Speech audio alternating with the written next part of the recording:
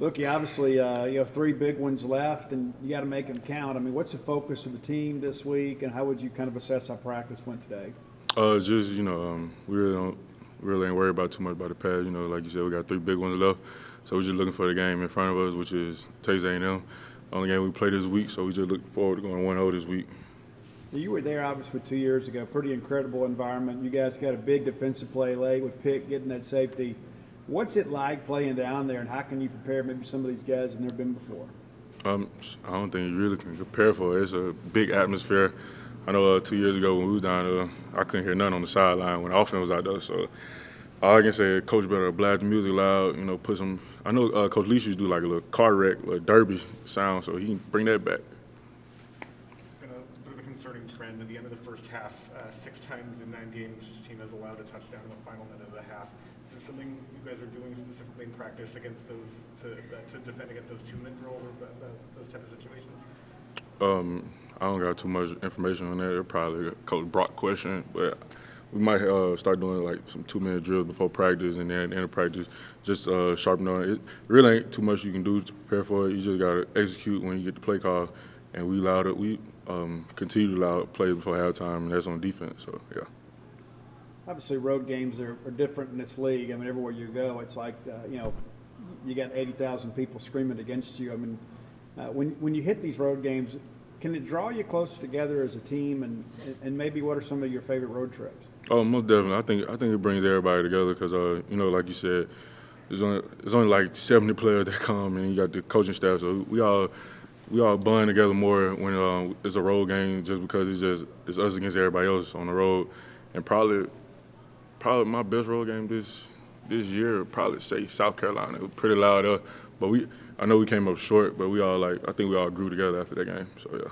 When you have this stretch where the defense has been playing a little bit better over the last 3 games with the offense isn't scoring points, how do you, as a leader, I guess, maybe keep the locker room together instead of that division of the defensive guys getting mad that the offense isn't pulling their weight or whatever it may be? We really can't get mad at the offense. We just cheer them on.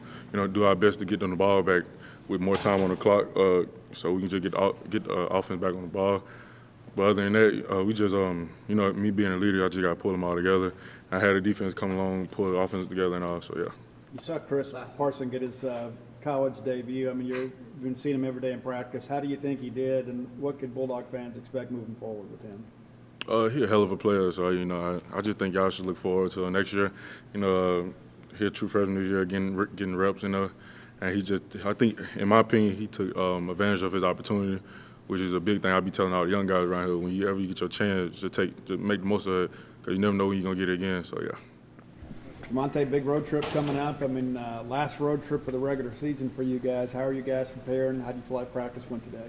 I think practice went well. We was flying around, communicating, getting back in our old ways, how we used to be. Felt great. Just hearing everything, just coming back together. What have you seen from A&M so far? What are your impressions of them? They're a good team. We just got to come out there and just play our best to our best ability. The game didn't turn out like you wanted, but it looked like the defense was more communicating, more cohesive. You had a better idea how you wanted to attack them. Oh yeah, we can see the pieces. We just played to our best ability that game.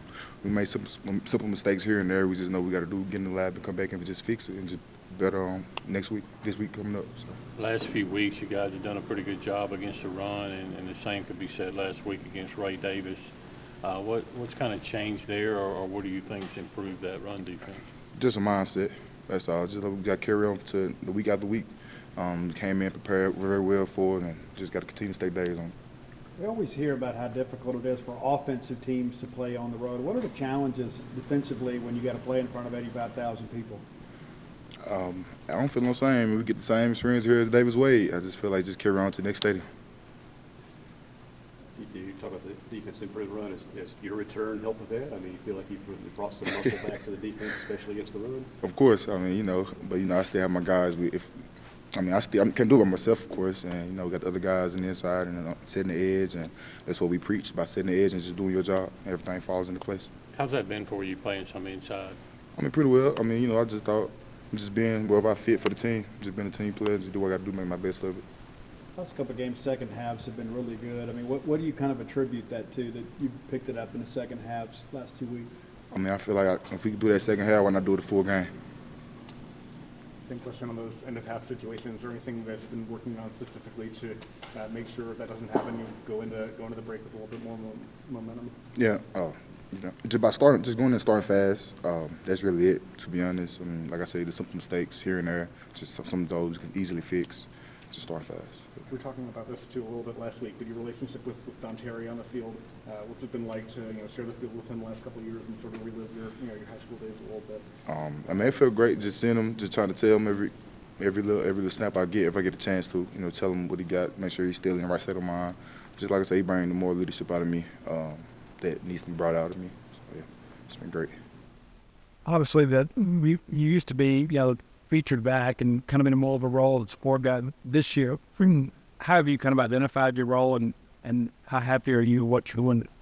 I just kind of try to just stay me, try to keep my style, try to do what I can do for the team. Every guy's gonna make mistakes. I just try to do the things to the best of my ability. But have been like just looking back to me from that in initial left finishing in and just getting yourself back in the fold, and especially more with the 40D out. Always that fine. I mean, training run is great, and that's it. You and Seth are obviously new to the system, but you've both been here since January. How much, being newcomers, you guys kind of lean on each other and talk through things during the week? Pretty good bit. I mean, Seth do things that I can't do. He's a little shifty kind of guy, so I kind of try to do a little bit of things that he do. He tries to do a little things that I do, and all in all, it just kind of balance us out as a player. How long have you had that SEC actually?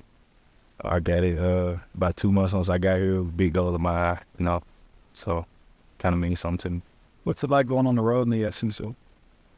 I like it. I like to be the villain. I like to be the one that nobody like, nobody think this gonna do well, and just come out and just set everybody up. Man. That's the best feeling. I'd rather have the boos and the cheers any day. Obviously, the Texas A&M defense, privileged Jay Verb, especially up front. What are your impressions of them so far? They're another team, and that's it. That's what anybody, Alabama, LSU, Texas A&M, it don't matter really. Either way they go, they got to put their pants on, they got to play there. And can go right into there.